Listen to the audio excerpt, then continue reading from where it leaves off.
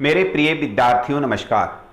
JCERT डिजी school की कक्षा में आपका हार्दिक स्वागत है। मेरे प्यारे बच्चों, इसके पूर्व के वीडियो में आपकी पाठ पुस्तक विषय हिंदी के पाठ 5 बड़े भाई साहब को पढ़ा। अभी तक इस पाठ में जाना कि शिक्षा की रटन तरीका विद्यार्थियों के सर्वांगीण विकास में सहायक नहीं हो सकता। प्रत्येक विषय की पढ़ाई समझ आधारित हो, साथ ही जीवन में पढ़ाई के साथ साथ खेल का भी महत्व को स्वीकारने की आवश्यकता है, तब भी बच्चों का सर्वांगीण विकास संभव हो सकेगा। अब आइए पाठ के शेष भाग को पढ़ते हैं। मेरे दर्जे में आओगे लाला तो ये सारे पापड़ बेलने पड़ेंगे और तब आटे दाल का भाव मालूम होगा। इस दर्जे में अव्वल आ गए हो तो जमीन पर पाँव नहीं रखते, इसलिए मेरा कहना मानिए। लाख फेल हो गया हूं लेकिन तुमसे बड़ा हूं, संसार का मुझे तुमसे ज्यादा अनुभव है। जो कुछ कहता हूं उसे गिरा बांधिए, नहीं पछताएंगे। और जब बड़े भाई को महसूस होता है कि मैं फेल हो गया हूं और छोटा वाला पास, वो भी अव्वल दर्जे से पास हो गया है, तब वे समझाते हैं कि पास फेल एक अलग बात होती है, लेकिन चूंकि मैं उम्र में बड़ा हूं, मैंने दुनिया देखी है, मेरे पास तजुर्बा है, इसलिए मैं जो कह रहा हूं उस बात को समझो। संसार को मैंने तुमसे ज़्यादा देखा है और अनुभव किया है, इसलिए वे कहते हैं कि मेरी बात को गिरा बांध लो, मतलब उसको ध्यान में रखो और नहीं तो आप पछताओगे। अब आगे क्या होता है। स्कूल का समय निकट था, नहीं ईश्वर जाने यह उपदेश माला कब समाप्त होती। भोजन आज मुझे निस्वाद सा लग रहा था। जब पास होने पर यह तिरस्कार हो रहा है तो फेल हो जाने पर तो शायद प्राण ही ले लिए जाएं। भाई साहब ने अपने दर्जे की पढ़ाई का जो भयंकर चित्र खींचा था उसने मुझे भयभीत कर दिया। कैसे स्कूल छोड़कर घर नहीं भागा, यही ताजुब है। लेकिन इतनी तिरस्कार पर भी पुस्तकों में मेरी अरुचि ज्यों की त्यों बनी रही। खेल कूद का कोई अवसर हाथ से न जाने देता। पढ़ता भी था मगर बहुत कम, बस इतना कि रोज का टास्क पूरा हो जाए और दर्जे में जलील न होना पड़े। अपने ऊपर जो विश्वास पैदा हुआ था वह लुप्त हो गया और फिर चोरों का सा जीवन कटने लगा। अपने बड़े भाई का उपदेश, अपने बड़े भाई का सीख जब बड़े भाई के शब्दों में छोटा भाई को मिलता है तो छोटा भाई अपनी बातों को कहते हैं कि स्कूल का समय था और नहीं तो पता नहीं कितनी और देर तक बड़े भाई का उपदेश सुनते रहता। जब इतनी डांट हो गई तो भोजन खाने में स्वाद लगने की बात ही नहीं है, भोजन भी अच्छा नहीं लगा। और वे सोचते हैं कि यदि मैं पास हुआ हूं तब तो ये हालत है, यदि फेल हो गया रहता तब पता नहीं कितनी बातें सुननी पड़ती। इतनी सारी बात होने के बावजूद भी छोटा भाई कहता है कि मुझे पढ़ाई में कोई खास रुचि नहीं बढ़ी और खेल के प्रति हमारा लगाव ज्यों का त्यों बना रहा। बस मैं इतना ही पढ़ता था कि रोज का टास्क पूरा हो जाए और छोटे भाई की सोच में कि क्लास में जलील ना होना पड़े, असफल ना होना पड़े। लेकिन इस बीच में जो उनको स्वयं पर अभिमान था कि मैं जानकार हूँ, मैं पास हो जाता हूँ, ये सारा विश्वास खत्म, लुप्त होते गया, ऐसा उनको महसूस हुआ। और अपने भाई के डांट खाकर महसूस छोटा भाई ने किया कि चोरों का सा जीवन कटने लगा, अपने भाई से नज़र बचाकर रहने लगे। फिर सालाना इम्तिहान हुआ और कुछ ऐसा संजोग हुआ कि मैं फिर पास हुआ और भाई साहब फिर फेल हो गए। मैंने बहुत मेहनत न की पर न जाने कैसे दर्जे में अव्वल आ गया। मुझे खुद अचरज हुआ। भाई साहब ने प्राणांतक परिश्रम किया था, कोर्स का एक एक शब्द चाट गए थे। 10 बजे रात तक इधर, 4 बजे भोर से उधर, 6 से 9:30 बजे तक स्कूल जाने के पहले मुद्रा कांतिहीन हो गई थी, मगर बेचारे फेल हो गए। मुझे उन पर दया आती थी। नतीजा सुनाया गया तो वह रो पड़े और मैं भी रोने लगा। अपने पास होने वाली खुशी आधी हो गई। मैं भी फेल हो गया होता तो भाई साहब को इतना दुख न होता, लेकिन विधि की बात कौन टाले। बात हुई, फिर से वार्षिक परीक्षा हुई और संजोग हुआ कि छोटा भाई पास हो गया। छोटा भाई कहता है कि मैंने कोई अलग से मेहनत नहीं की, लेकिन खुद वे आश्चर्य में हैं कि आखिर वो कैसे अव्वल दर्जे से पास हो गए। भाई साहब ने बहुत मेहनत की, प्राणांतक यानी प्राण के अंत तक उन्होंने खूब मेहनत की, लेकिन उसके बावजूद वे फेल हो गए और छोटे भाई को पास होने की खुशी आधी हो गई, क्योंकि बड़े भाई काफ़ी निराश थे और अपने असफलता पर वे रो रहे थे। अंत में छोटा भाई भी दुखित हुआ और कहना हुआ कि विधि की बात कौन टाले, जो होना होता है वह ही हुआ। मेरे प्यारे बच्चों, इस पैराग्राफ के माध्यम से आप समझ सकते हैं का जो भाव आ रहा है कि किसी चीज़ को ज़्यादा से ज़्यादा यह दिखलाना कि मैं मेहनत कर रहा हूँ, लेकिन अगर मेहनत करने का तरीका सही नहीं है, आप सही तरीके से आत्मसात करने की कोशिश नहीं कर रहे हैं, तो केवल रटंत पद्धति से आप ज़्यादा बेहतर नहीं कर सकते हैं। और पढ़ाई, खेलकूद और स्वास्थ्य सभी के साथ सामंजस्य बनाने की ज़रूरत होती है, और तब भी आप अपने जीवन में, अपनी परीक्षा में सफल हो सकते हैं। आगे देखिए क्या होता है। मेरे और भाई साहब के बीच में अब केवल 1 दर्जे का अंतर और रह गया।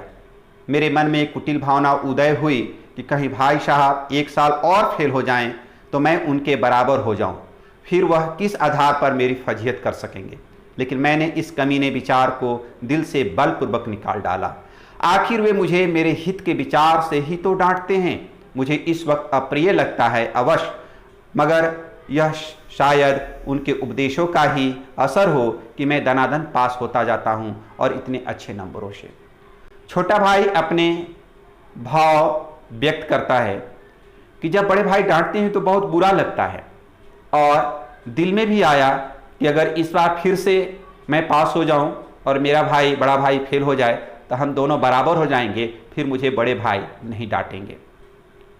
मेरे प्यारे बच्चों, यहाँ पर एक बात और निकल कर आती है कि यदि हमारे कोई बड़े समझाते हैं, डांटते हैं, तो डांटने समझाने का तरीका चाहे जो भी हो, लेकिन उसमें छिपे जो उद्देश्य होते हैं वह हमेशा छोटे के बेहतरी के लिए, सुखद भविष्य के लिए बातें होती है। इसलिए अपने बड़ों की डांट, अपने बड़ों की घुड़की को बुरा न मानते हुए अपने आप में सुधार की आवश्यकता होती है। तो इस तरह से छोटे भाई के मन में यह विचार, फिर बाद में वह मन में बात आती है कि नहीं, ऐसा सोचना गलत है, कहीं ना कहीं बड़े भाई की डांट का ही कुछ परिणाम होगा कि शायद मैं थोड़ा बहुत पढ़ता हूँ और दनादन पास होते जाता हूँ, वह भी अच्छे नंबरों से। अब की भाई साहब बहुत कुछ नर्म पड़ गए थे। कई बार मुझे डांटने का अवसर पाकर भी उन्होंने धीरज से काम लिया। शायद अब वे खुद समझने लगे थे कि मुझे डांटने का अधिकार उन्हें नहीं रहा, या रहा तो बहुत कम। मेरी स्वच्छंदता भी बढ़ी। मैं उनकी सहिष्णुता को अनुचित लाभ उठाने लगा। मुझे कुछ ऐसी धारणा हुई कि मैं पास तो हो ही जाऊंगा, पढ़ूं या न पढ़ूं। मेरी तकदीर बलवान है, इसलिए भाई साहब के डर से जो थोड़ा बहुत पढ़ लिया करता था वह भी बंद हुआ। मुझे कनकौवे उड़ाने का नया शौक पैदा हो गया था और अब सारा समय पतंगबाजी की ही भेंट होता था। फिर भी मैं भाई साहब का अदब करता था और उनकी नज़र बचाकर कनकौवे उड़ाता था। माझा देना, करने बांधना, पतंग टूर्नामेंट की तैयारियां आदि समस्याएं सब गुप्त रूप से हल की जाती थी। भाई साहब को यह संदेह न करने देना चाहता था कि उनका सम्मान और लिहाज मेरी नज़रों में कम हो गया है। तो इस तरह से भाई साहब जब फेल हो गए दोबारा, और अब केवल 1 कक्षा का अंतर हुआ। बड़े भाई 9वीं में थे और छोटी भाई 8वीं कक्षा में। छोटे भाई अब समझते हैं कि अब डांटने का अधिकार बड़े भाई को समाप्त हो गया है, या अगर है भी तो बहुत कम, उनको ऐसा लगता है। और इसलिए उनकी स्वच्छंदता, मतलब थोड़ी सी अब वे ज़्यादा अपने को फ्री महसूस करने लगा और ज़्यादा से ज़्यादा समय खेलकूद में बिताने लगा। साथ ही बड़े भाई की जो सहनता का अनुचित लाभ उठाने लगा। बड़े भाई अब थोड़ा सा सहने लगे, अपने गुस्सा को दबाने लगे। इसके साथ ही छोटे भाई को यह समझ में आया कि मैं पढ़ूं या ना पढ़ूं, पास तो हो ही जाऊंगा, क्योंकि मेरा तकदीर बलवान है। इस तरह से भाई साहब के डर से जो थोड़ा बहुत पढ़ लिया करता था वह भी वे धीरे धीरे उन्होंने बंद किया, और अब कनकौवे, पतंग को बोलते हैं, उड़ाने में व्यस्त हो गया और उनका शौक़ बढ़ने लगा। पतंगबाजी, माझा करना, पतंगबाजी और इस तरह से उसमें कन्ने बांधना, अपना पतंग के टूर्नामेंट में समय ज़्यादा से समय देने लगे। लेकिन फिर भी छोटा भाई कहता है कि हमारी कोशिश थी कि ये सारा काम गुप्त तरीके से हो और बड़े भाई साहब को यह संदेह न हो कि मैं उनका सम्मान और लिहाज करना कम कर दिया हूँ।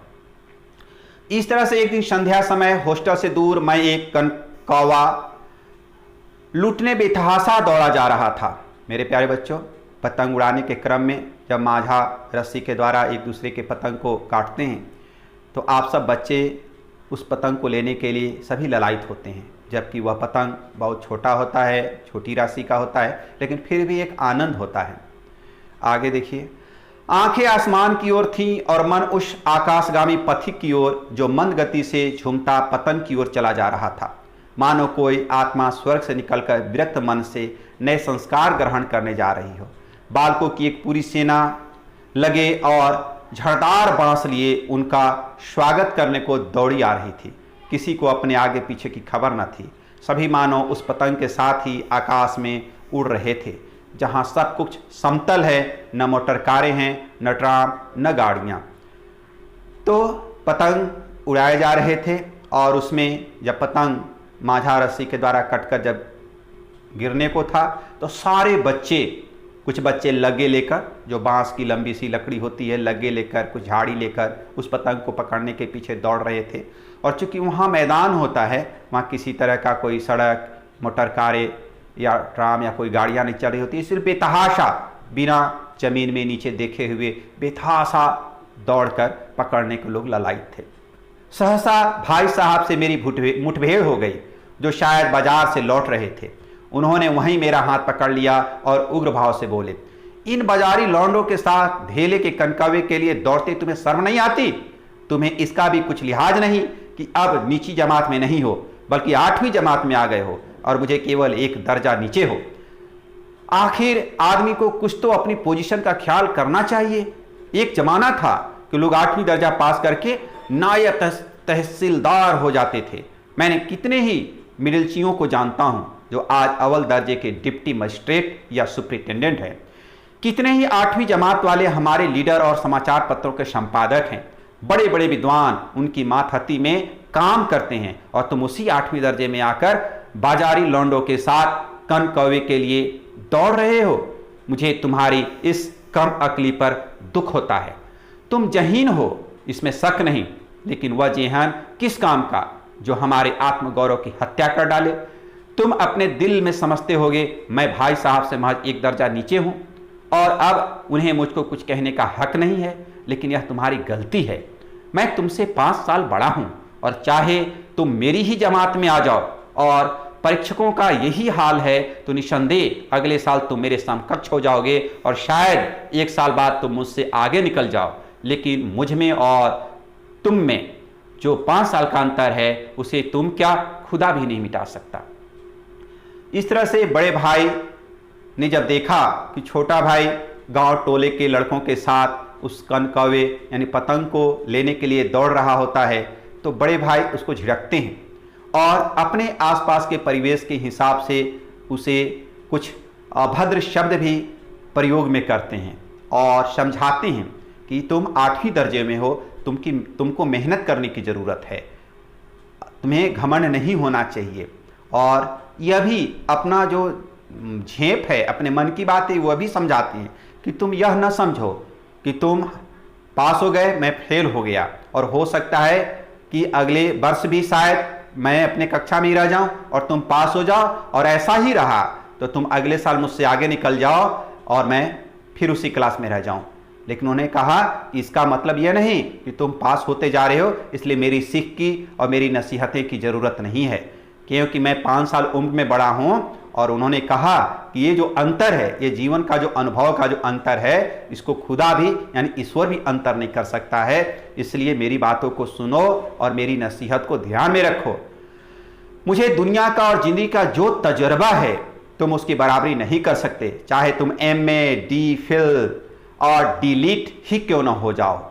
समझ किताबें पढ़ने से नहीं आती है।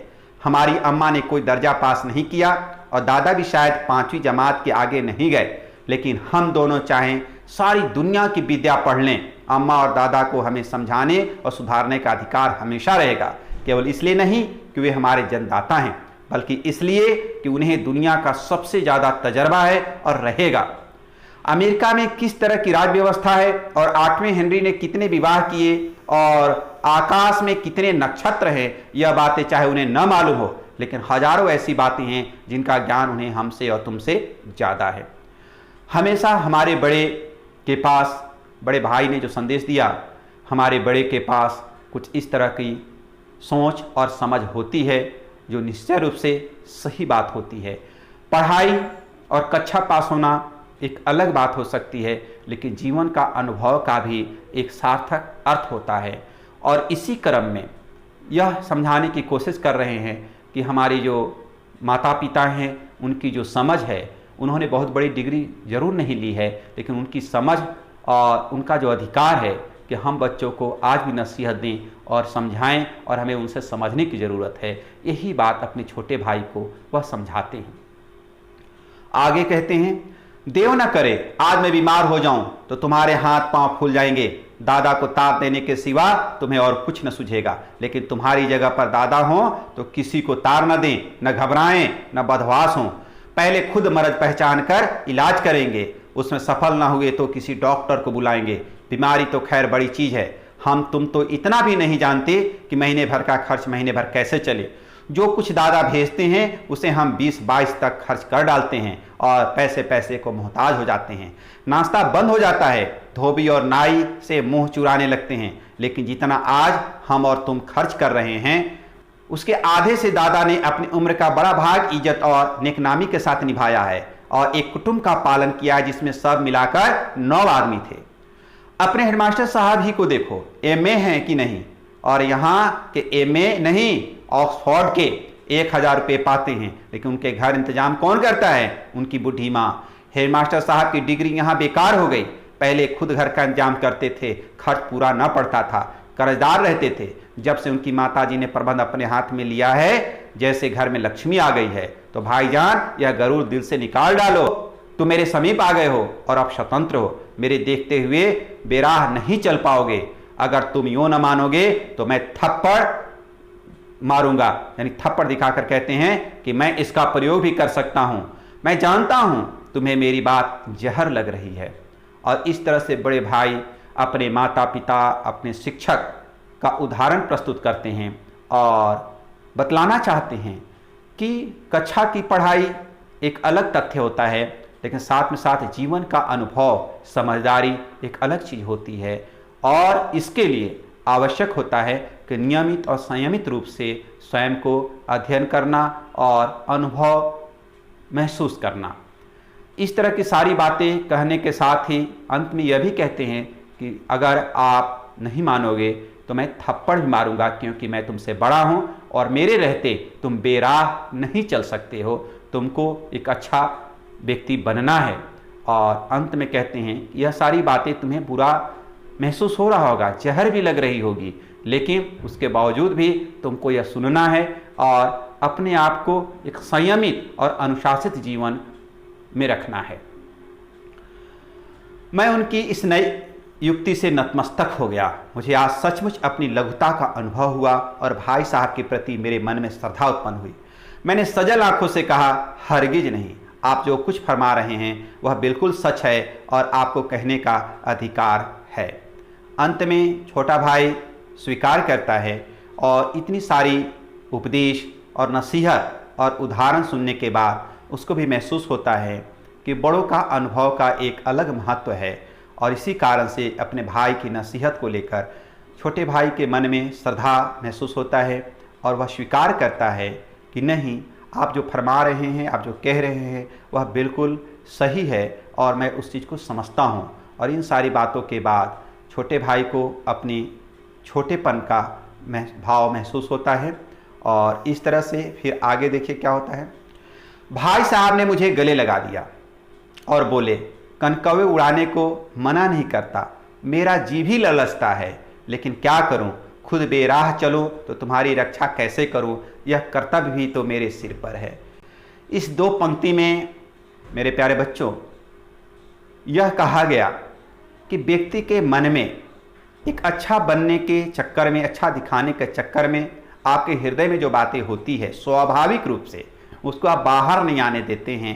इससे आपका मन कुंठित हो जाता है, आपका जो विकास की जो गति होता है वह अवरुद्ध हो जाता है। अंत में जब दोनों भाई भावविह्वल होते हैं तो बड़े भाई गले लगाकर कबूलते हैं कि मुझे भी इच्छा होती है कि मैं भी पतंग उड़ाऊं, मैं भी खेलूं, लेकिन मेरा भी जी ललचता है, लेकिन क्या करूं, यदि मैं खुद बेराह हो चलूं तो फिर मैं तुम्हारी रक्षा कैसे कर सकूंगा। यह कर्तव्य के कारण, अच्छा बनने के कारण वह अपने भावव्यक्ति जो आत्माभिव्यक्ति है, जो अपनी सोच है, अपनी इच्छा है, वह सामने नहीं आने देते थे, लेकिन आज वे अपने भाई से, छोटे भाई से कबूल करते हैं। संयोग से उसी वक्त एक कटा हुआ कनकावा हमारे ऊपर से गुजरा, उसकी डोर लटक रही थी।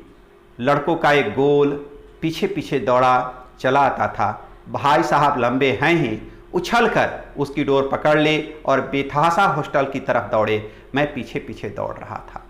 मेरे प्यारे बच्चों, आज बड़े भाई के हृदय में भी जो स्वाभाविक रूप से जो बाल स्वभाव होता है वह उनके अंदर प्रकट हुआ और सारी बातें को भूलकर जब इतनी बातें समझा रहे थे छोटे भाई को, दुनिया, समाज, ऊंच नीच सभी बातें समझा रहे थे, उसी क्रम में जब एक पतंग, कटा हुआ पतंग उड़ते हुए ऊपर से गुजरा तो उनके अंदर का जो बालक का जो स्वभाव था वह बाहर आया और वह उछलकर उस पतंग को पकड़ लेते हैं और अपने हॉस्टल की ओर, कमरे की ओर दौड़ लगाते हैं। और साथ में पीछे से छोटा भाई भी वह दौड़ते हुए अपने भाई की ओर पीछे पीछे दौड़ रहा होता है। मेरे प्यारे बच्चों, प्रस्तुत कहानी यह बतलाती है कि पढ़ाई आनंदपूर्वक ढंग से करनी चाहिए। कहानी का संदेश है कि पढ़ाई आनंदपूर्वक ढंग से करनी चाहिए, बोझ समझकर नहीं। यह कहानी शिक्षा की रटन प्रणाली की कमियों को उजागर करती है। कहानी में यह स्पष्ट किया गया है कि जीवन की समझ केवल किताबी ज्ञान से नहीं आती, बल्कि इसके लिए जीवन का अनुभव भी जरूरी है। अर्थात मेरे प्यारे बच्चों, हम जो पढ़ाई करें वह पूरे समझ के साथ करें, रटंत प्रणाली को स्थान न दें और अपनी समझ और अपने बुद्धि का विकास करें, लेकिन कभी भी यह समझकर कि हमारे बड़े, हमारे माता पिता, हमारे भाई कम पढ़े लिखे हैं, उनके पास कम डिग्रियां हैं, इसलिए उनकी सोच, उनकी जो बुद्धि है वह कम है, ऐसा कभी नहीं है। क्योंकि वे हमारे बड़े हैं, उन्होंने हमसे ज़्यादा जीवन जिया है, दुनिया को देखा है, वे हमारे अभिभावक हैं, तो उनकी सोच, उनकी बुद्धि हमारे लिए, उनकी सीख हमारे लिए काफ़ी महत्वपूर्ण है। और उन चीज़ों को, उनकी नसीहतों को हमें पालन करते हुए और अपनी बेहतरी के लिए अपने बड़ों का जो नसीहत होता है उसको पालन करना है और स्वयं को भी अच्छा बनना है। प्रेमचंद जी ने अपनी कहानी के माध्यम से उसी बात को उद्घाटित किया है, लेकिन एक संदेश दिया है कि पढ़ाई जब भी की जाए तो वह आनंदपूर्वक ढंग से की जाए और मन से की जाए, शौक़ से की जाए, कभी भी रटन प्रणाली से न की जाए, लेकिन अपने बड़ों को, अपने माता पिता, अपने अभिभावकों की सीख और नसीहत को भी स्थान दिया जाना आवश्यक है। तब तक आप अपना ख्याल रखेंगे। फिर मैं मिलता हूँ इस पाठ के अभ्यास प्रश्न के साथ। धन्यवाद। Thank you.